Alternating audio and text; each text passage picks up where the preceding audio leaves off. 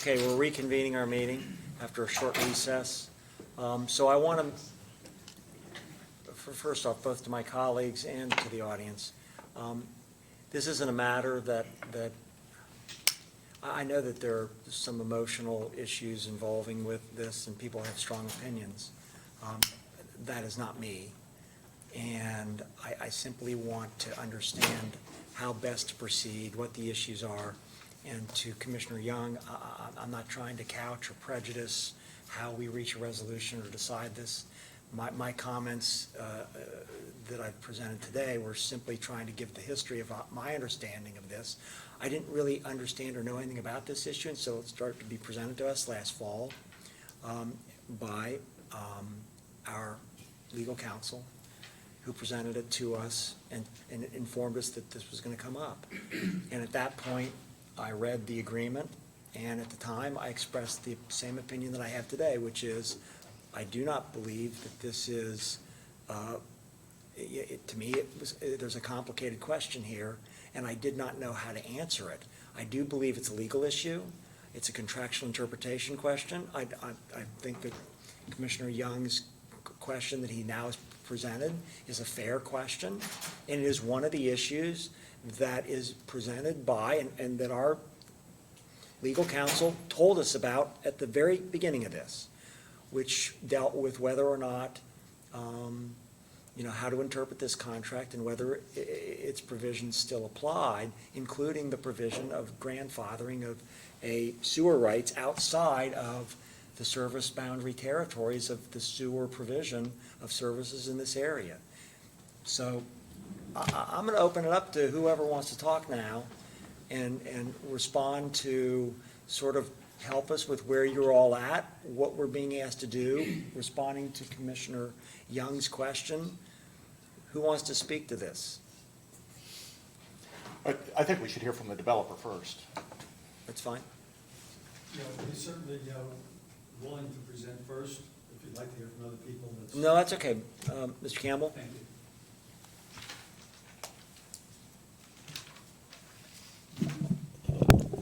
I am Ken Campbell, represent the developer. My partner Greg Burling is here and will probably also join me in presentation to you. The question, I agree with Commissioner Young that the basic question here seems to be, and again, not an attorney, but is the court-approved agreement from 2005. And when we approach this project, the first thing we do is check out utilities. And in checking utilities, we found that there was a court order. We were told that, and we looked at it. We had our attorneys look at it, and the conclusion was there's a court order. Court order says there's a grandfather clause here approved by the county commissioners that approves sewer on a grandfathered basis with no conditions for this piece of property. On that basis, we proceeded with the property. We also had an opinion that the existing plan likely was still in force. However, we had the right to go in for a different plan, which we felt we could develop under the existing plan that was court-ordered approved, and that was specifically approved by the county commissioners. Planning Commission had an expiration date on it. So we proceeded, and the first thing we did was we talked to the township. Actually, the first thing we did was talk to your county sanitary engineer. We talked to Chris Broush, and I'm sure he had many other calls from other developers. We were not the only interested party in this project. The indication from the sanitary engineer at that point in time was that sewer was available here. There was a manhole on Mounts Road in the public right-of-way that we could use. There was also an easement across the Hildebrand property that we could access and build sewer across the Hildebrand property. That would be more difficult. The Mounts Road sewer was more accessible. So that was our understanding of sewer. We then, in talking with the township, understood some of the concerns the township had, and we learned very quickly that the township would prefer not to have this project go forward, that there were going to be 371 units, that they would prefer not to see that. However, they recognized that there also was a court-approved plan. On that basis, we worked with the township from about June of 2021 right through October. And we took into account the concerns of the township and prepared a revised preliminary plan. That eventually went to the Warren County Regional Planning Commission on October 28th and was approved. Not an attorney, so whether that means the old plan is totally gone, the new plan that was approved is what's in effect. We believe that's what's in effect. That plan was approved, and it was approved with somewhere between 22 and 28 conditions. There's one condition, and the only reason we're here today, and I know there's been a lot of discussion already, only one reason we're here today as the developer, and that's condition number 2 of that October 28th approval. And that was that we needed to go back to the county commissioners and get confirmed that sewer existed on this property. So that's really why we're here. It is a legal issue. We understand that. We have no problem in cooperating with the county and the township to get go through a non-binding arbitration or mediation, whatever the term may be, to help clarify that. But right now, that's the only reason we're here. We know there are issues in the community with traffic, issues with schools, issue with drainage comes up. There are issues that are presented, but that's not why we're here. We're not here to ask you to approve a plan. That's up to the Warren County Regional Planning Commission. They have approved the plan, and we did submit a plan after that. We thought was even a better plan, had some other changes to it. That wasn't even turned down. It wasn't accepted. So that plan is non-existent and essentially never happened. So we're looking at the October 28th Planning Commission approved plan with condition 2, and we need your confirmation that there's sewer there. And if that occurs today, occurs a week from now, we certainly don't want it to occur a month or more from now unless it's in a court proceeding. But we have no issue with working through a non-binding legal proceeding. What, all right, are you represented, is the developer represented by counsel? No counsel here today. We didn't believe we needed counsel. We know that there is counsel. Mr. Tepe does represent the property owner, and I know that our counsel and their counsel, the property owner's counsel, are in full agreement and very comfortable with their positions. So when you went to Hamilton Township, did you discuss the question of sewers with them? Oh, yes. Oh, yeah. The question of sewers came up immediately, and I think it was in the second meeting we had with the township that, and it was with the zoning director at the time and with the township administrator, and they indicated they had verified that that agreement was in place. No, wait a second. They verified an agreement for sewers for this property was in place? That the court ordered the agreement, which mandated that sewers be grandfathered, was in place. So they're willing to continue discussions. But they went and checked it. They double-checked that, yes. I have no idea who they checked it with, not in our purview. But our relationship with the township at that point, I think, well, I know would have ended. We would have had to look hard at what our path would have been. But the township at that point, in that meeting, indicated, hey, we're proceeding. We really don't want the project, but if the project's going to go ahead, and we believe it will go ahead, we believe there is sewer there. Now, there was no attorney in the room. okay? So we're talking about township administrator and the township zoning director. And so we went ahead, everybody in that room then went ahead on a good faith basis, and we proceeded to develop our plan with township input and township encouragement to involve other property owners and other properties that would give us access to Foster's Mainville Road and give us access through to the Wellington Estates project, which is to our west, and through a street called Wellmuth. So we worked hard on that. We put properties onto contract. We spent a lot of time, energy, and effort to do that. So your October 28th plan doesn't have two entrances off of Mounts Road per the agreement?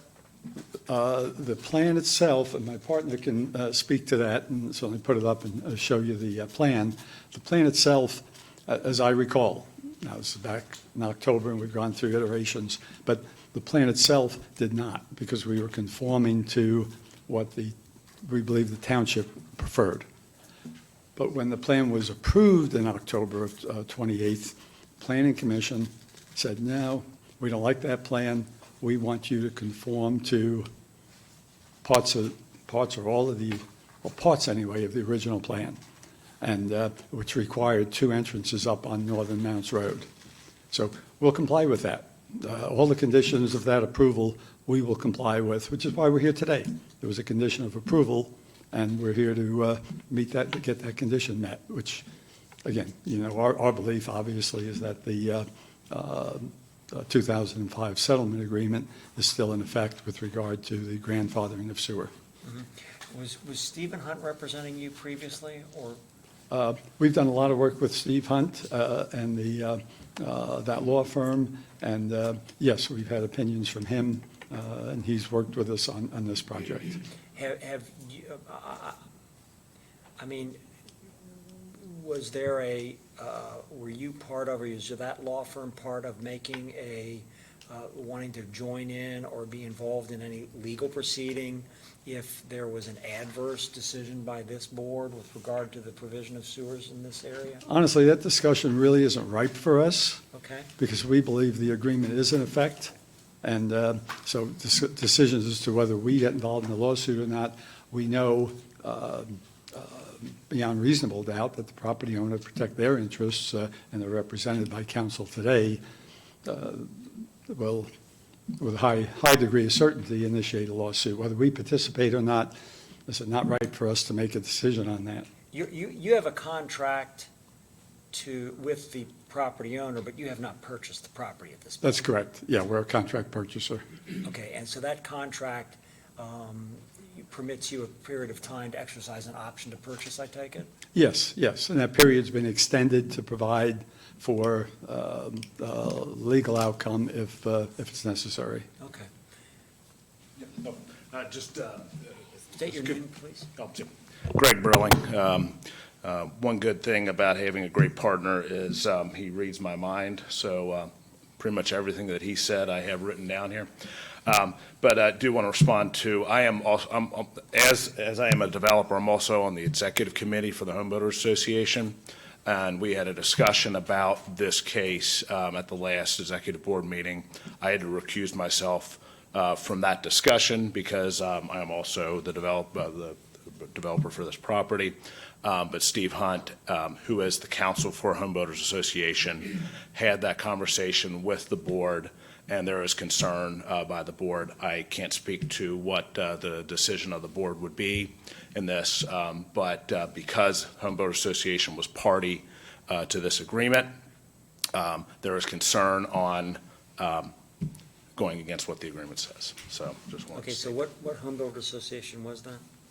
Greater Is it the Cincinnati. Society? Yeah. Okay. Bruce, are you familiar with this October 28th plan? Yeah, if I may ask a couple questions, and Greg Yeah. maybe is more appropriate to answer. So from what I'm hearing Mr. Campbell say, Greg, you then plan to submit a revised drawing, preliminary plan, to the Planning Commission that complies with the conditions that were placed upon you when they approved October 28th, the revised preliminary plan. In other words, you will have two accesses onto Mounts Road, correct? Correct. And you will have a stub street to the east, which your plan that's currently filed does not show, correct? Correct. And since October 28th of 2021, you have not made any effort to submit a revised preliminary plan drawing to comply with those conditions, have you? You haven't submitted any new revised drawing that shows two accesses to Mounts I Road believe that's right. and a stub Didn't we street. submit- We submitted, yeah, go ahead, yeah, I think we, didn't we submit a? We did The date's submit a wrong. plan in December that was not accepted because it didn't meet the conditions for submittal of a plan. But it Other than did- that, we have not submitted anything back to Planning Commission with regard to the other conditions that were on the October 28th plan. And frankly, because we felt there was a priority of order that we should follow. And the most important priority on there was the question of sewer. So our first step in meeting those conditions is to come before you as county commissioners to determine whether we have sewer or not. And there was other conditions placed, such as an impact fee, so you're complying with all of those things? Well, that was, I think, that was on the original, I don't think there was an impact fee. And that was my next question Mr. Young's raising.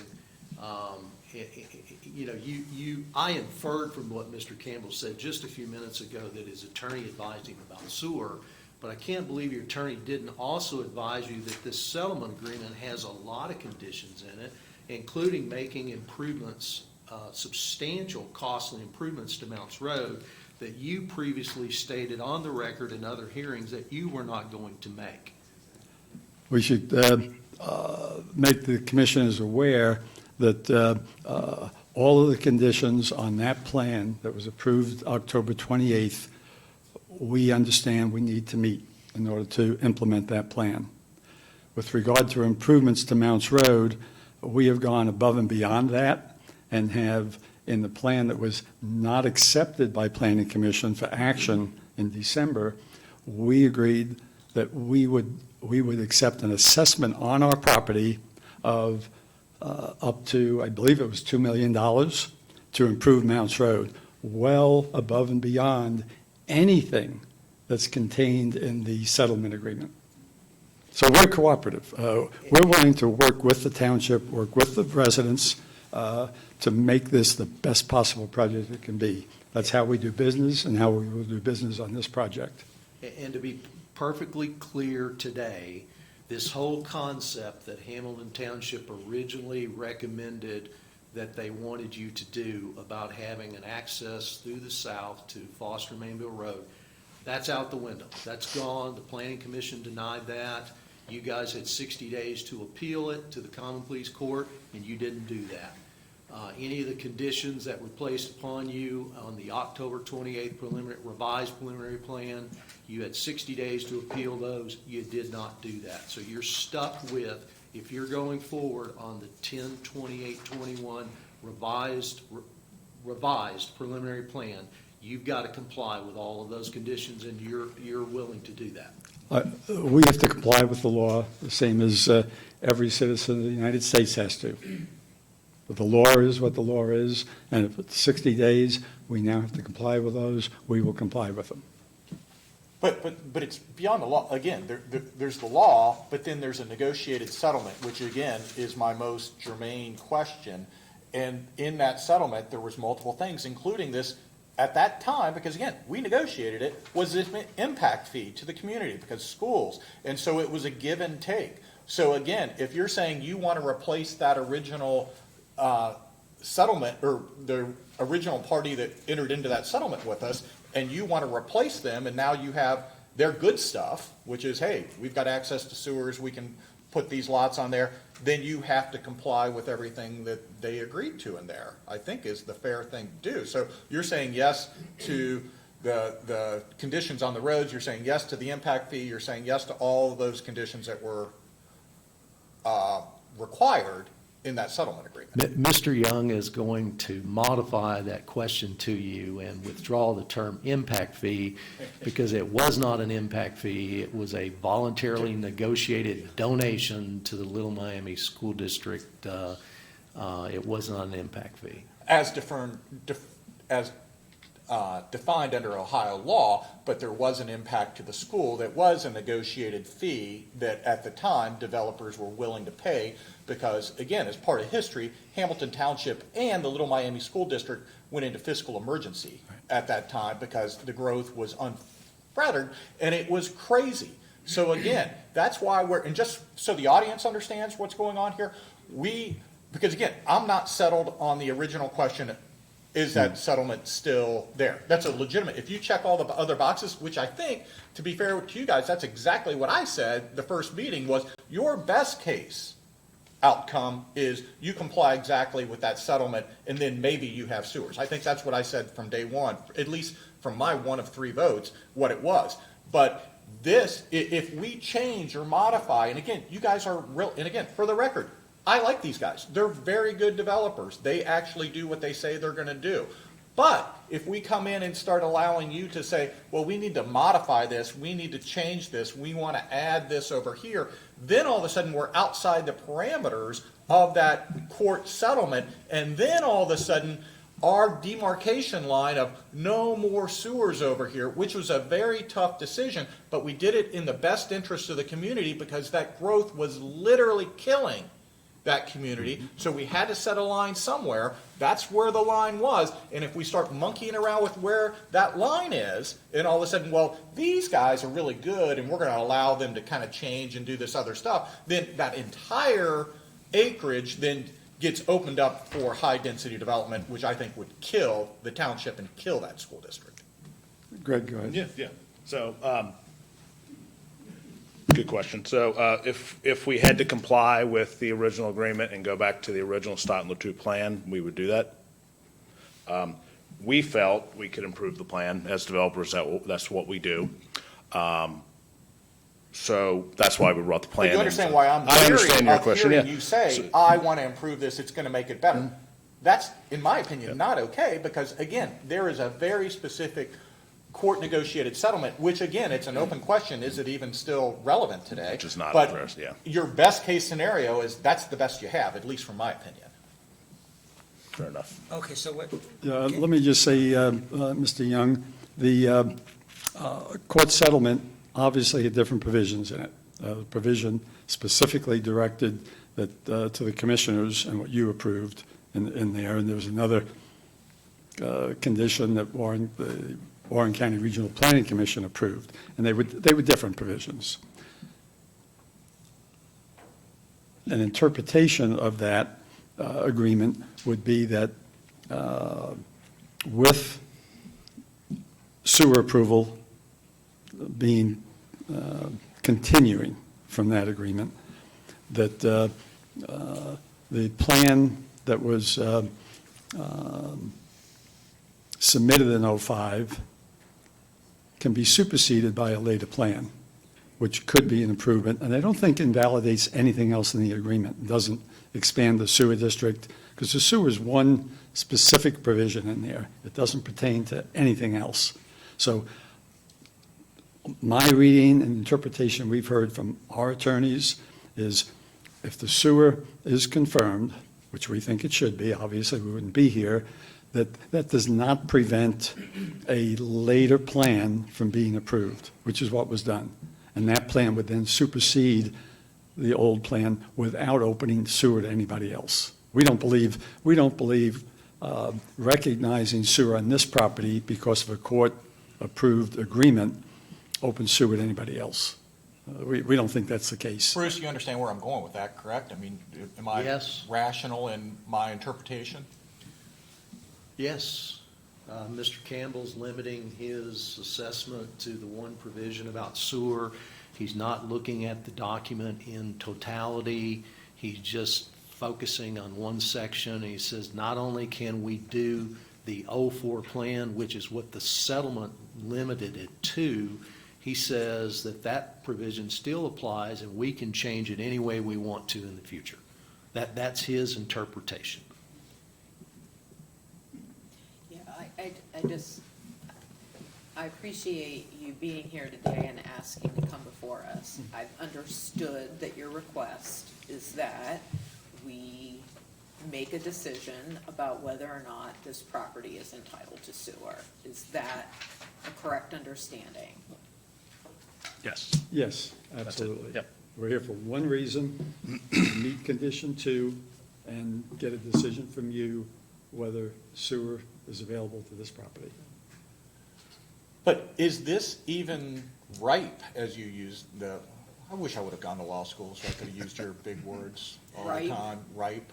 Is it even ripe if the plan, because the October 28th plan that was approved, you're saying did not have all of the conditions for the improvement or what have you? You're saying that's Correct.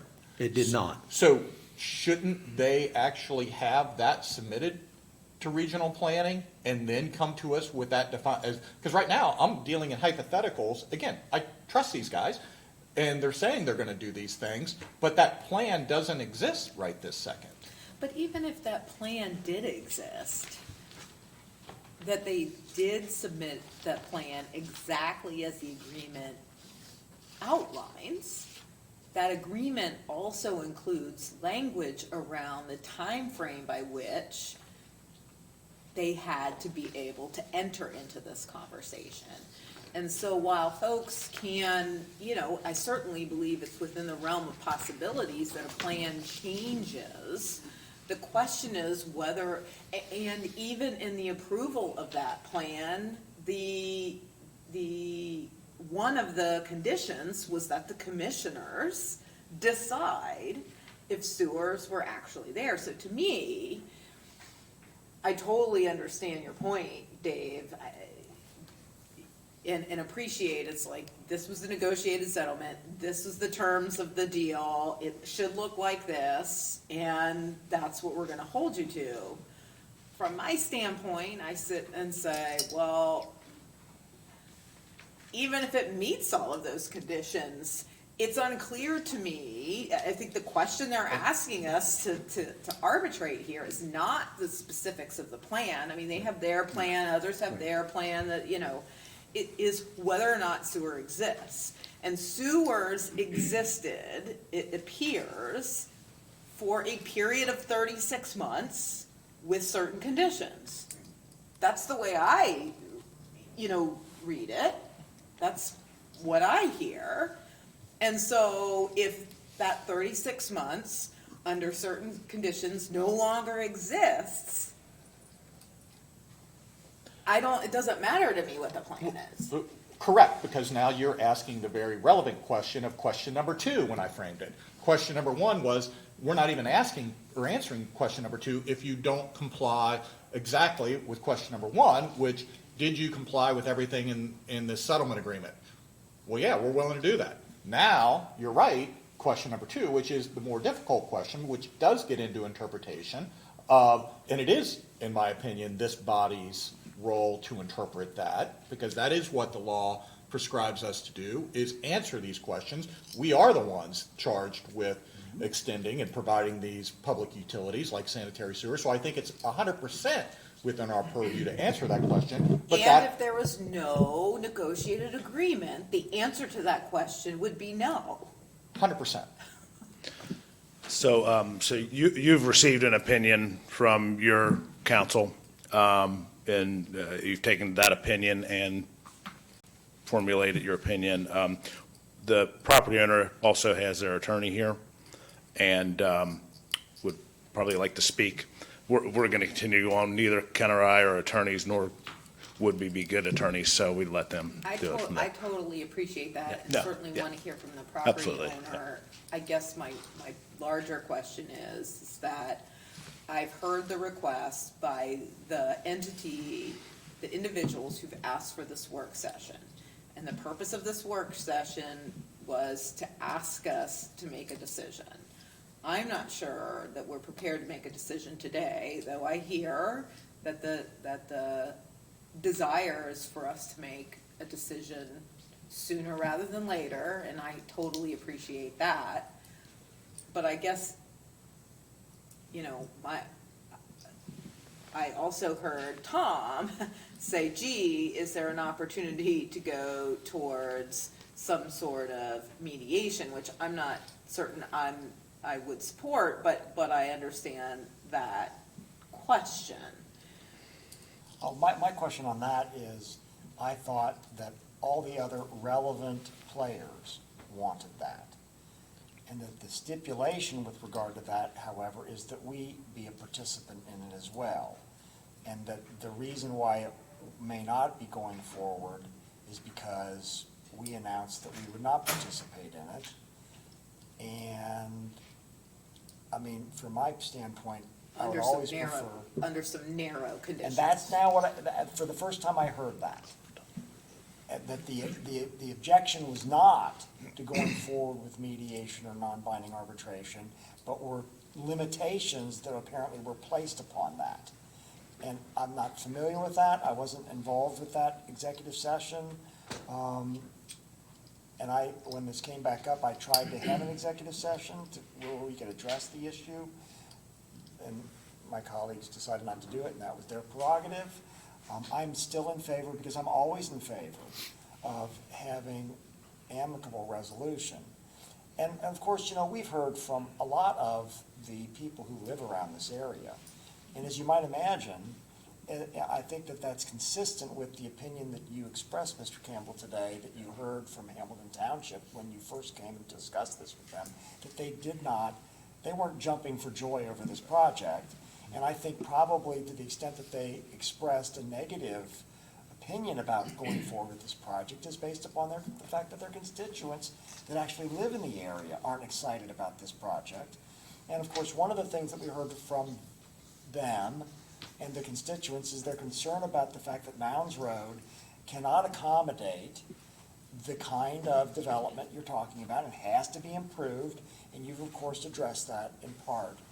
But going back to the question of a non-binding, you know, negotiation of some sort that would involve I suppose, a lawyer that would be agreed upon, that would then give an opinion about the very matters that we're arguing about. And I just want to be clear, I'm against that. I think that's what we're elected to do, is negotiate this and represent the constituents. And I don't want some attorney we hire trying to negotiate something that I feel very strongly about, which is I don't want to change the sewer improvement boundaries at all, period, end of story. And I've got an interpretation, since I was there in 2005, of what this agreement actually looked like. And I have no interest personally in being party to a mediation at all. And I'm not going to Well, and change we on that. still, at the end of the day, would still be making the determination. We'd have to agree to accept the terms of the mediation. We don't have to accept those terms, but that very decision itself puts the decision back on this body as the one that has to make it. And so I guess my question is, you know, why go down that path if we're gonna come back to There's no this sewers. fundamental question about whether or not there is a right to this sewer in the first place? I mean, the fact that folks can, you know, want to be able to go in and negotiate a better position for themselves is understandable, but it is not necessarily gonna address the question of whether or not the sewer is there. We have to then agree that the sewer is there. So I don't know why we would send them to mediation if we're not, it'd be one thing if we were willing to say, we believe the sewer's there under these certain conditions, and if you all want to mediate some different proposal, but I just don't see how that solves the problem. If I can maybe help from our perspective. We did not see a non-binding arbitration or mediation as a negotiation. We looked at that as an opportunity for the parties, and there were a lot of parties involved in that suit, to be able to go to a very well-respected, no one's saying who that person would be, but very well-respected and agreed-to person, might be a retired judge, a well-respected attorney. Let them decide whether or not. Well, let them listen to the input from the various law firms, and then say, based on that, based on my experience in law, and obviously that person would have to have a lot of experience and be well-respected, here's what I believe. Would be one important, we think important, data point for everybody going forward. So is there a long, extensive lawsuit? That's a big step. It's expensive for everybody. A lawsuit that took place back in 2005, consequences were financially expensive to everybody. So it's one more data point. How important the data point is depends upon what the opinion winds up being and whether you use it or don't. Does it discourage somebody from filing a lawsuit, be it the property owner, be it us as an applicant, be it the township? Does it prevent that? Does it help bring you to a decision with that data point? If the answer is it's of zero help to everybody and there's no reason, hey, if you decide there should be sewer on that property and we should conform to the original plan, we either do that or don't. Hey, then we make a decision, property owner makes a decision, you decide, hey, there's no sewer, no way, no how, no, it doesn't matter whether you have a new plan, a better plan, the old plan, then again, this decision is to be made, but then you're saying the only decision is a full-fledged, long-term lawsuit that for everybody involved would be time-consuming and expensive. And I think the property owner is well aware of that. That's why they have an attorney represented today. So we think it's a data point worth pursuing. It's probably a 2 or 3 month process, is what we've been told. And from the perspective of residents, I would say that's probably a good solution, because if nothing else, it moves any lawsuit down the road, and a final conclusion is further down the road. So, You know how many times I've been sued in this position? I could care less about a lawsuit. I've been to the Supreme Court, I've won before, so I could care less. I mean, that doesn't concern me at all. But, I mean, Mr. Chairman, in the essence of time, again, I appreciate the developer. I like you guys. Anything I'm saying, and if roles were reversed, I would be doing exactly what you're doing. And I don't fault you for asking these questions again. I want to be very clear about that. But they've stated one thing and they've asked one question. They've stated, we will comply exactly with the terms of the 2005 settlement, correct? absolutely. And then number two, they're asking us, does that mean we have sewers, right? That's the only thing we need to hear from them. I have nothing else for the developers, but I would like to hear from the property owner and the township, if that's all right. Yeah, of course. Thank you for your time. Don't forget I'm Tom Tepe here on behalf of Home Acres Investments, the owner of the property. I'm sure you guys are surprised that despite my youthful appearance, I was involved in this case in 2005, and all I can say is thank God we write things down, because it was a long time ago. Keep in mind, there were many different parties resolving many different issues, looking after their own interests. So this 36-month issue, I submit to you, appears nowhere in the agreement that you made. Mr. McGarry very wisely says you have the exclusive authority over sewer. You do, right? Regional Planning Commission does not. You do. You're the final arbiter. We're here to ask you to confirm what you have already contractually agreed to do, is to provide sewer. And this, I'm looking at this on behalf of the property owner. This 36-month limitation, if you look at A, paragraph A of the agreement, that is only an agreement with the RPC and Commissioner Kilburn. It's not you. That's where the 36 months appears. Go to B. That's where you and the county agreed to do certain things, right? So in settlement of Commissioner Kilburn's personal, because I sued him personally, you're saying that one of the conditions of the settlement of his personal, the litigation against him, involved timeframes of when the lots were going to be platted? I'm simply reading what the agreement says. You were there, you were involved, I was, Mr. McGarry was involved. I think even in the October meeting that you guys had, he said that, hey, I drafted this agreement. Certainly, we all had some thoughts about it, but it's an important fact. The RPC and Commissioner Kilburn agree as follows, agree, covenant, and warrant as follows. And that was an agreement as it related to the developer at the time, and there was a 36-month period. Period. New parties, new agreement.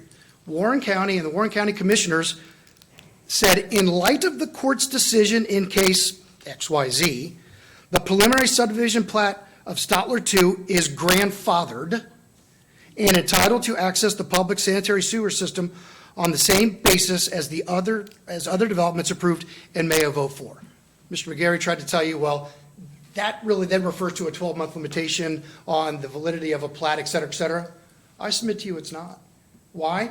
Because if there was a limitation that's bound by a number, that number would be in there because it was used in the previous section of the agreement. You have to go back and look at the case that's referenced.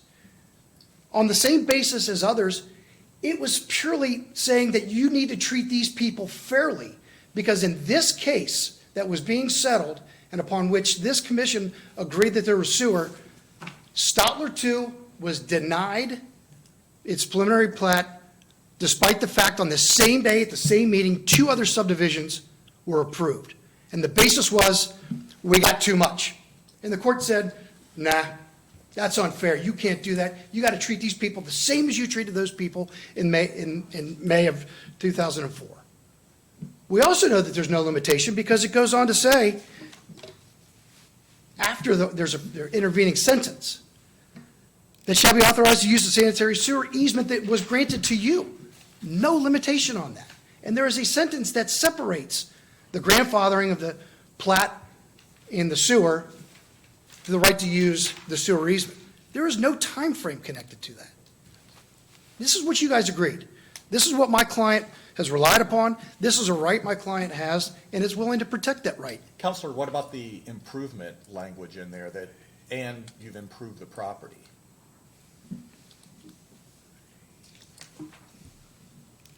Don't know where it says that in your agreement. Maybe the RPC and Mr. Kilburn may have said something like that within 36 months, correct? Or would that be under the previous resolution?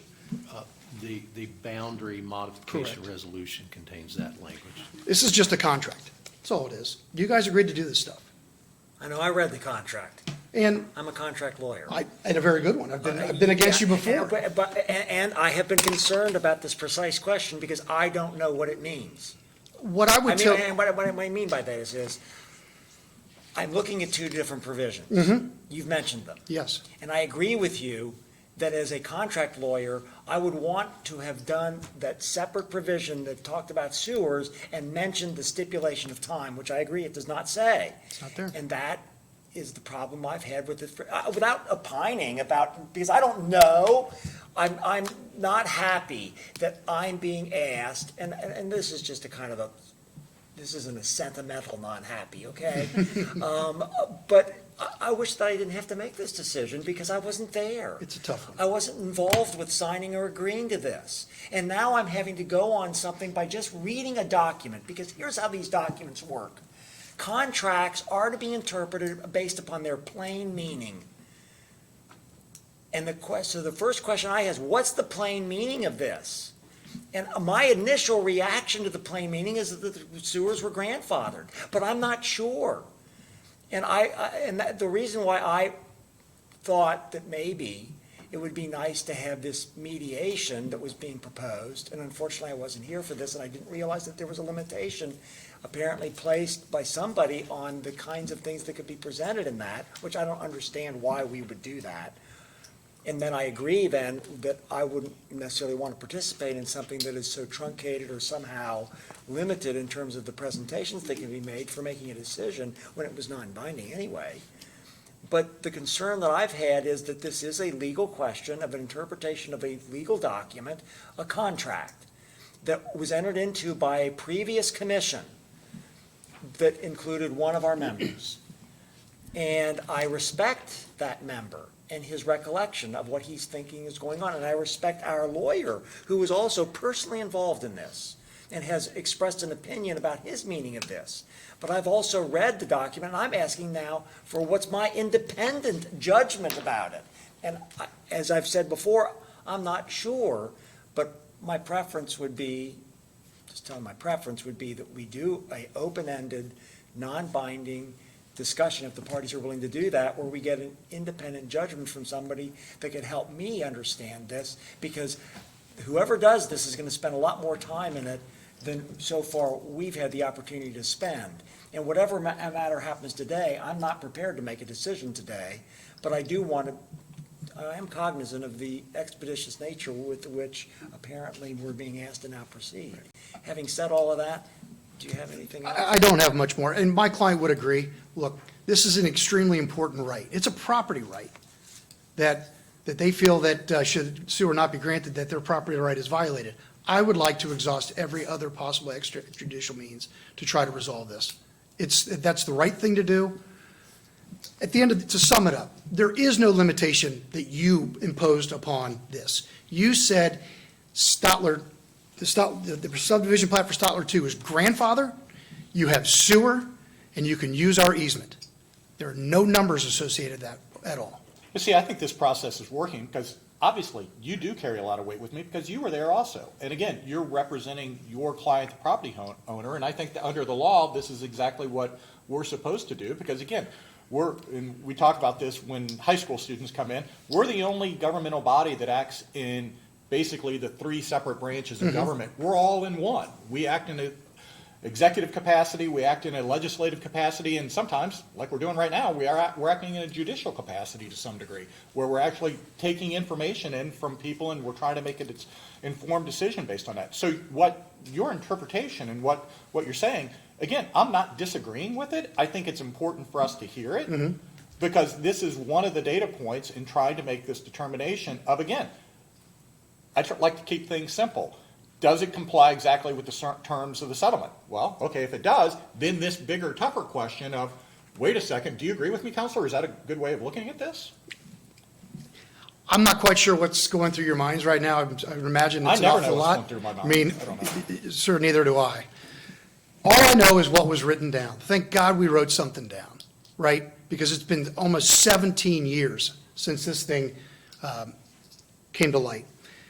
And I wish that it was much more clear. Well, because that's the issue. So I appreciate that people who had their own vested interests were weighing in on a document and were looking at it from their narrow perspective, not looking at it in its totality, and it doesn't say anything that's clear. So I appreciated that it was written down, but I'm not sure that's terribly helpful. Well, I would agree with you. I think, personally, I think it's clear. Mr. Kilburn and RPC says this. You, on behalf of yourselves and the county, said this. I think that's very clear. Let's just assume for a moment that it's ambiguous and or contradictory. One says you got 36 months, then you guys say, no, it's good. We're dealing with a property right. And there's a legitimate argument. I think that scale tips in favor of the property owner. I really do. There's a legitimate argument for that. And I don't want to belabor the point. Yeah. You know, I don't believe that there's any provision in here that But it is limits one it. agreement. There's one agreement that was done. You're just trying to bifurcate. It's with all my writing and all my notes. Right, but there's different parties to it, and you're saying just inside of the one agreement that there's one related to Commissioner Kilburn and the RPC, and they're kind of settling their issue, and then you're saying that the Yes. Board of County Commissioners entered into a separate. Different but even rights, different obligations. I mean, it's very clear. You have two different agreements within one agreement. I mean, you have the RPC and Kilburn agreeing to something, the county and the county commissioners agreeing to something else. On the same basis of the others, it's fairness. I strongly encourage you to read Judge Flannery's rather scathing affirmation of the magistrate's decision, saying that the RPC acted improperly when it turned down the Stotler 2 subdivision plat. Which doesn't say a word about sewer, does it? Right. Which is why we know it only deals with fairness and not a time on the plat. That's why, treat them the same as the other two that were approved the same day, and you didn't. And I'll leave you with a quote. Therefore, the court must view with suspicion why these plaintiffs, Stotlers, were turned down for their subdivision when others similarly situated were granted. Due process means nothing if citizens who are in similar circumstances are not treated even-handedly by their local government. Appreciate it. Thank you very much for your time. Thank you. Okay, yep. Ben, do you want to speak? Ben Yuri? And you guys weren't parties to this. Glad to be here now. Yeah, right. Mr. Tuppy ended with a quote, maybe I'll begin with a quote, which is exactly what the agreement itself actually does say that you all are to figure out. It says, and I know we've heard it a lot, but it actually says the preliminary subdivision plat of Stotler 2 is grandfathered and entitled to access to the public sanitary sewer system on the same basis as other developments approved in May of 2004. My question is, if they wanted to actually have Stotler 2 approved, that they undoubtedly, irrevocably, permanently, and forever wanted it to be approved? Well, let me ask you this. Well, hold on. Why didn't they say it? Okay, well, is this clause that Mr. Tebby is mentioning, does that clause grandfather sewers, or is it limited by the other clause that talks about a time period for going forward with this plan? I think that they are, to both your council and your fellow commissioners' points, I think they're inextricably intertwined, to where you can't have one without the other. And your response to his point that there is a agreement being made by two parties in the first clause, while the agreement being made in the second clause is by the commission, your response to his point on that is what? Read the very intro where it says, now therefore the parties hereby agree as follows. It's not simply Kilburn. It's not simply RPC. It's not simply the county commissioners and the property owner, of which I'd remind you, Stotler 2 doesn't own the property. Yes, current council is here representing its subsequent owner, but Stotler 2 is not here. We don't know what was said other than what his counsel says to that. But I would submit that it's all inextricably intertwined because it's the parties agreeing as follow. I think a lot of the sentiments, though, that are coming is that the subdivision plating approval process comes through RPC. And they're kind of punting to you and going, well, we think, I guess it's okay to sort of a degree if it has sewer or not. This board, inarguably, is the sole board responsible for deciding whether or not sanitary sewer exists. So in some senses, I'd love to keep it all intertwined, and it absolutely is. But I think to the property owner's point, to a degree, is we're kind of going, this is the shooting match. Do we have sewer or not? And then we can negotiate from there. Happy to give arguments in whatever respect, both to sanitary sewer as to RPC involvement, the township's position, answer any of those questions. And I don't want to belabor any points. I know that we have our back and forth of letters that we exchanged. I just thought I'd start with that quote and then, quite frankly, ask, how can we help? What questions can we answer to help inform your decision? Are you amenable to doing a mediation? So- non-binding mediation? Yeah, so 2 points on that. One is the township, there was a statement earlier by Mr. Campbell of the township was in favor of this when they first met with them.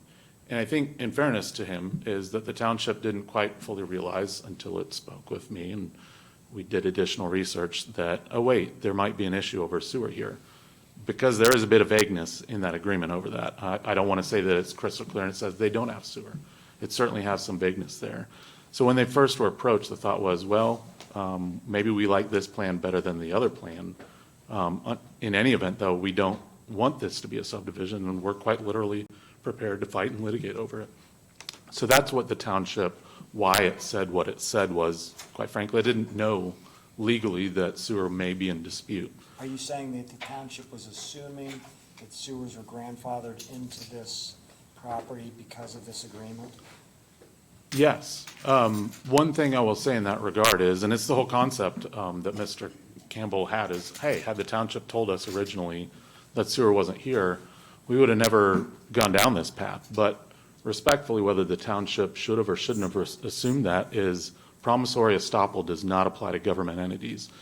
We can't be charged with, oh, we thought there was sewer. We assumed there was sewer, so therefore there's sewer. That's not how it works. You're really bound by the contract, the document in that regard, and that's what we're here to talk about. As to the concept of whether or not to do arbitration or mediation or this, that, or the other, you all have very, very good points. I think to lawyers are trained and indoctrinated, as we all are, is if there's a chance to resolve this by alternative dispute resolution, you should always try to do that, in part because it's expensive, it's hard. Typically, most people aren't happy with the result. I say that to frame the conversation that we were having in October, November, December timeframe. At that time, it was, Mr. Campbell and company basically coming to the township and saying, hey, we would like to do this. We're a good developer, of which we agree. Our contract is only good, at least with part of the expansion, the app property that would be potentially associated if you ever go outside the Stotler 2 plan.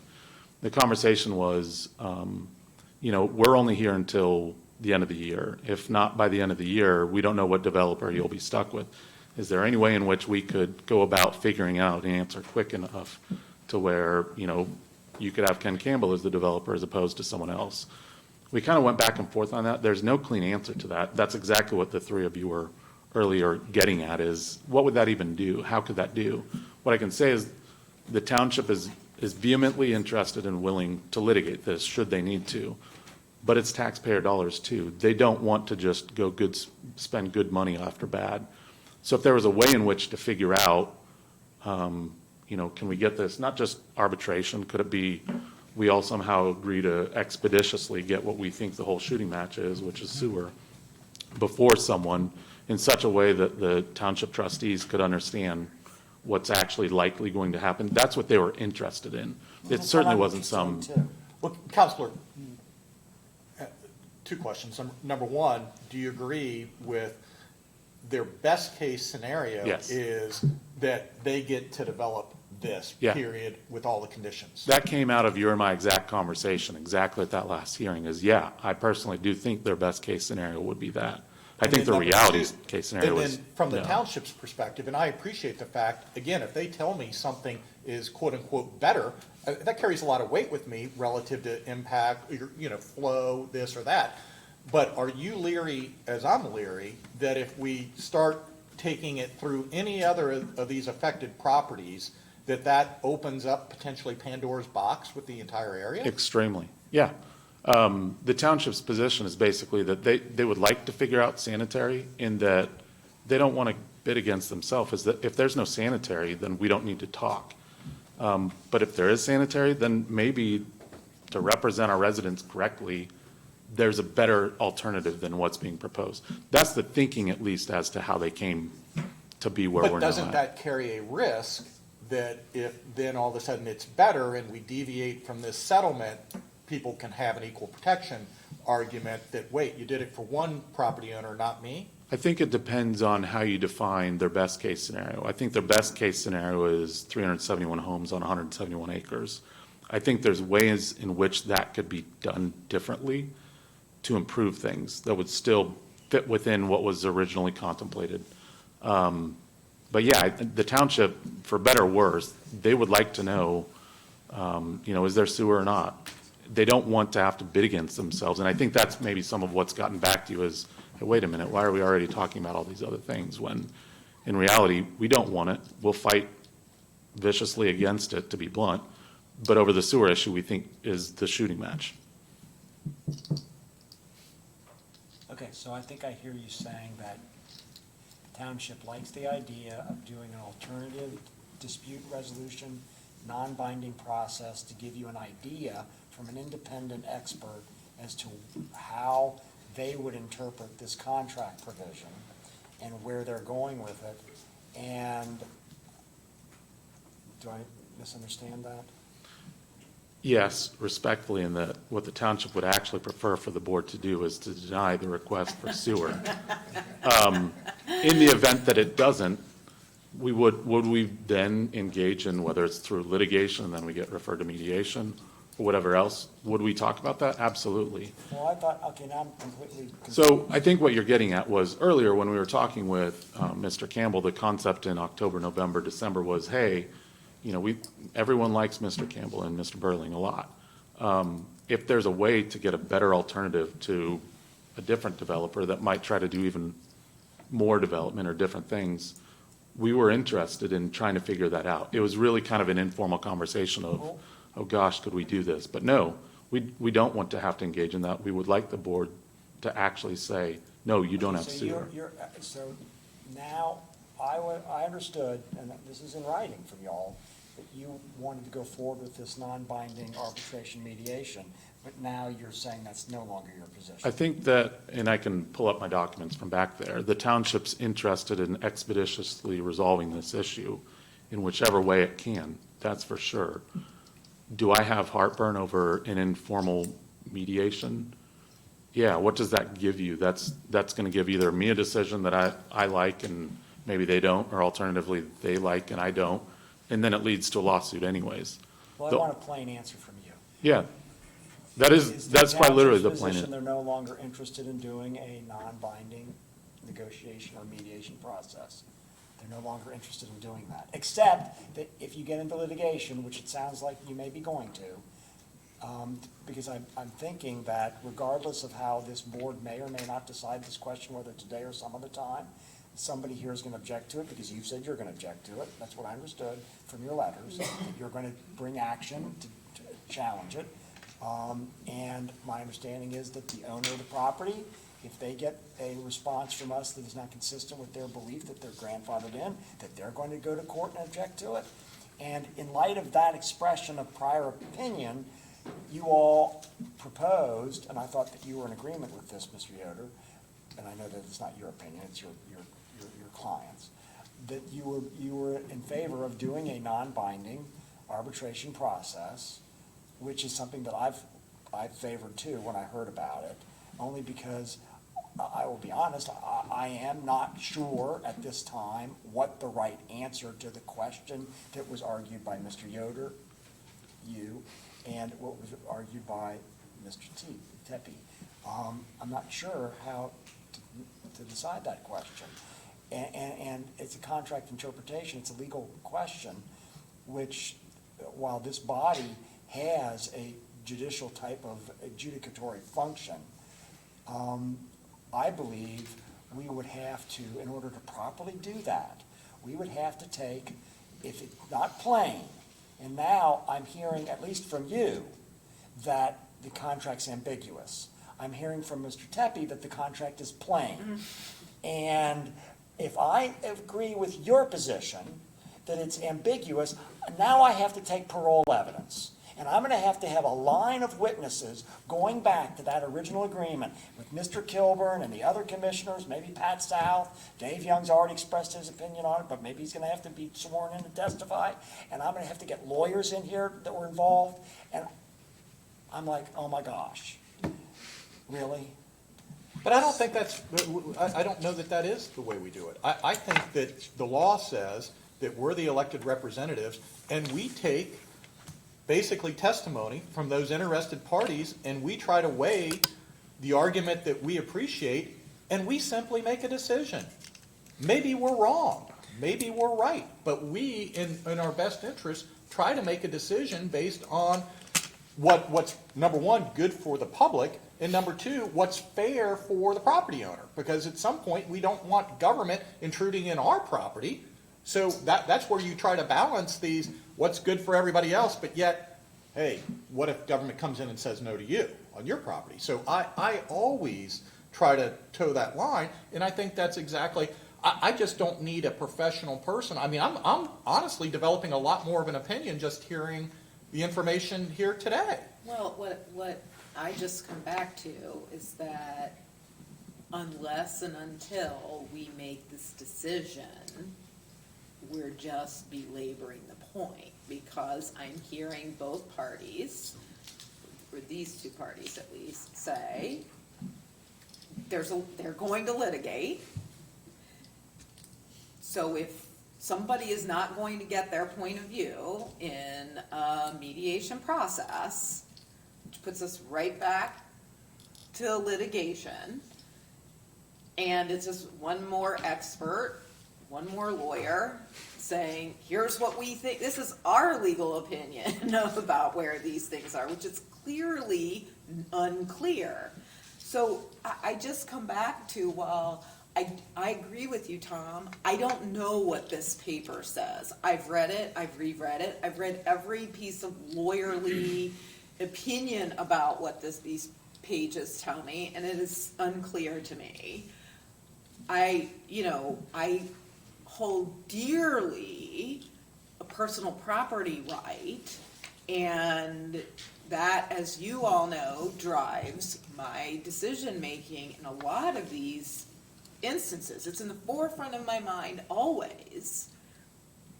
I just feel like we're just belaboring the point, and while I appreciate the fact that it's taxpayer money, and if you litigate, it's gonna cost a lot of money, but I'm also hearing if you don't get your point of view, if that opinion isn't one that you support, and we use it to make our decision to rule against your point of view, you're going to litigate. That's quite literally the difference between mediation and arbitration. One is binding and one's just a really nice fluffy opinion. Exactly, and Yeah. so unless parties. And that goes both to the township and the property owner. No parties were interested in actually arbitrating. It's not simply the township. Absolutely, because everybody wants to maintain their litigation position, which I totally get and I totally respect.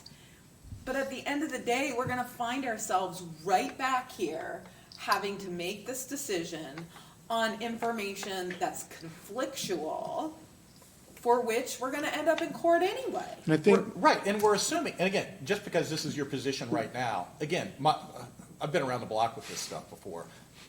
People have said they're gonna sue all the time.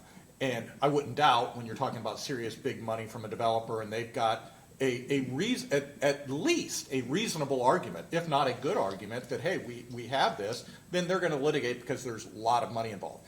From the township's perspective, if your board of commissioners, who I would like to think you work closely with, makes a decision that's contrary to what your position is, but yet it's laid out and here's the reasons and here's the rationale why we did it, I don't know that, honestly, that your trustees are gonna come around and say, yeah, let's go spend the money and sue on this particular issue. So that, again, it doesn't really, I actually think they would respectfully, and additionally, I think we're all getting outside the boundaries there a little bit. I don't think that we should think of this in terms of who would I like to be sued more by? Or right, who do yeah, I yeah, no, trust? I don't, it doesn't really bother me, that's what I mean. I think it's our decision at its core. Yeah. And if someone disagrees with it, when we're doing it, and again, the reason someone was sued personally in one of these seats was because it was outside the constraints of the law. Yeah. Well- That they brought in outside extraneous factors that didn't have. We're not doing that. I don't think anybody would say, I mean, the discussions we're having are clearly within the realm of what the law says we should be considering. Correct, counselor? You're my lawyer? Yeah, let me make one point in light of some of the terms that have been used. This is not a adjudicatory process. This is a legislative process. And there's been a lot of big, expensive law firms that have spent money in the past that tried to make this an adjudicatory process and file administrative appeals. That is not what this is. This would be an original action filed in the common pleas court seeking DEC action, a declaration by the court of what this settlement agreement says, and I'm sure the kitchen sink full of a lot of other claims added on to that. So there's no sense in beating around the bush unless someone has a better argument to make that I'm unaware of, because there's 2 court cases in this in the jurisprudence of Warren County that says it's not an administrative appeal. So instead of filing motions to dismiss and appealing that up to the Court of Appeals, that's what this would be.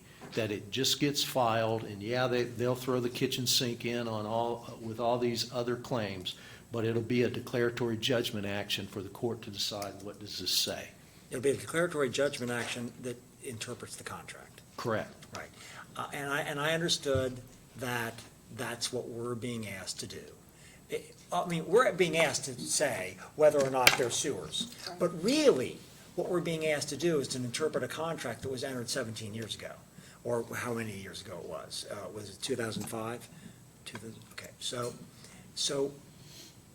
and that's what, in reading all of this material, I have looked at it and I'm not certain.